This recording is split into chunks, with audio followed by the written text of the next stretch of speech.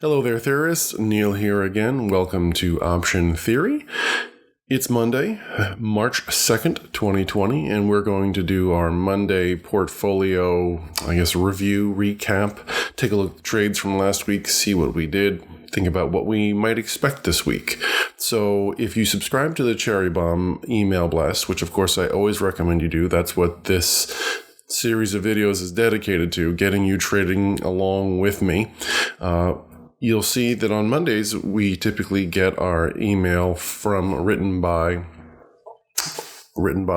Tom Sosnoff himself. And in this email blast, he will talk a little bit about the crazy activity that we saw in the market last week. So it's definitely worth a read. Subscribe. You'll get the trades along with me. And remember, I record the trades in the morning, but I don't release the videos Tuesday through Friday until the market opens. So, if you want to have that advantage of being able to see those trades as early as possible, because my Cherry Bomb comes in at 5:01 in the morning every day, every weekday.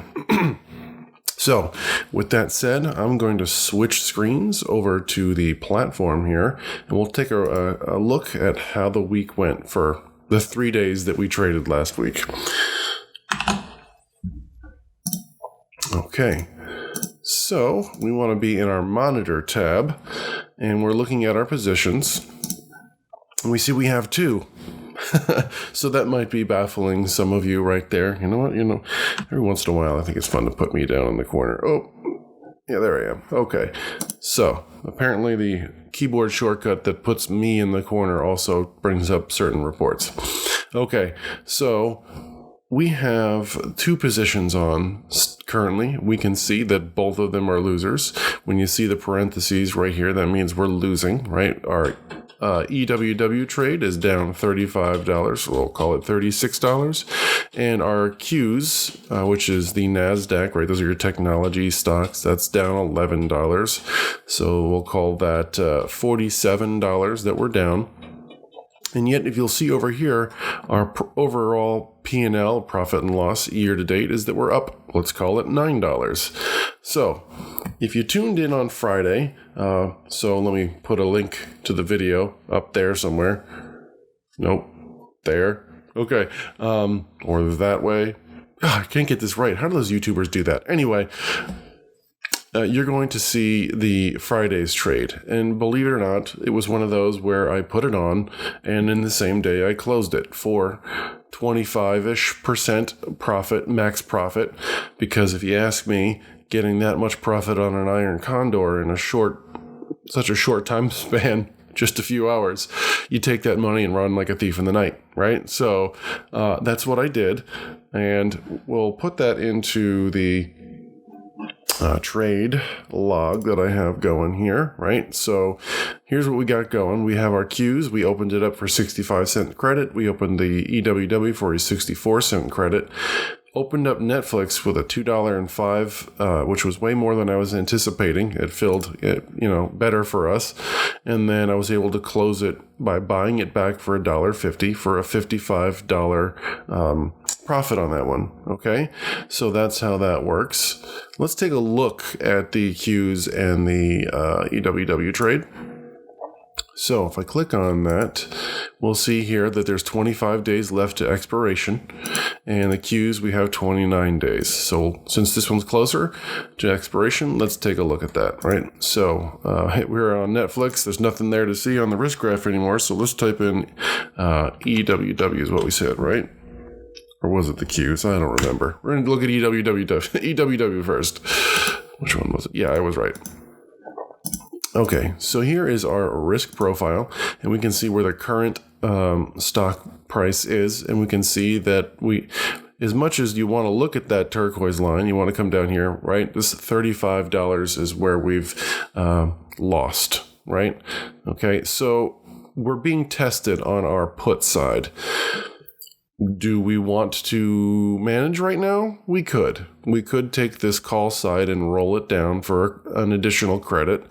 However, if we take a look at the market right now, and let's change this over to the trade tab, charts, and we'll go and we'll take a look at the futures for the S&P right now, we can see last week's nightmare. Okay, let's see how that jumped off the cliff. Let's highlight that.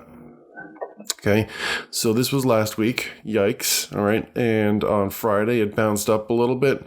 It gapped down, right, a little bit on this morning, and then is on its way back. Right, it still hasn't caught up to where it closed, but it looks like we might be having an up day. Now, of course, that's overnight trading. We could also see people wake up and it go back down again.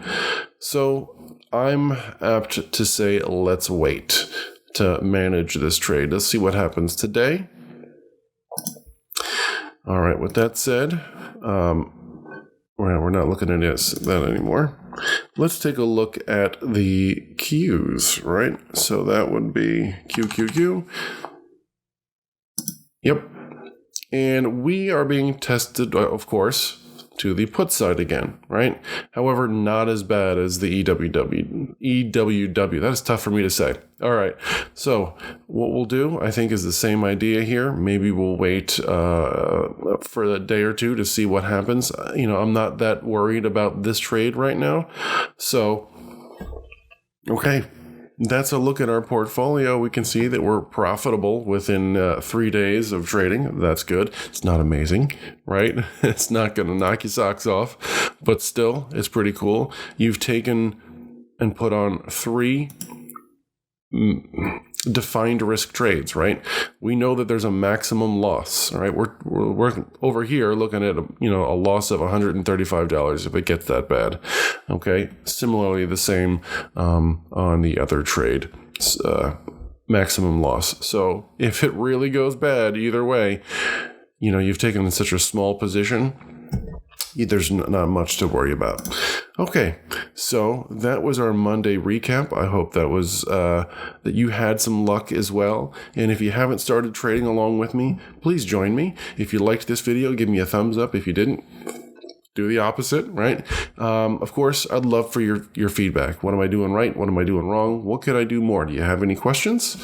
Send them my way. So thanks for tuning in. I'll see you hopefully tomorrow morning.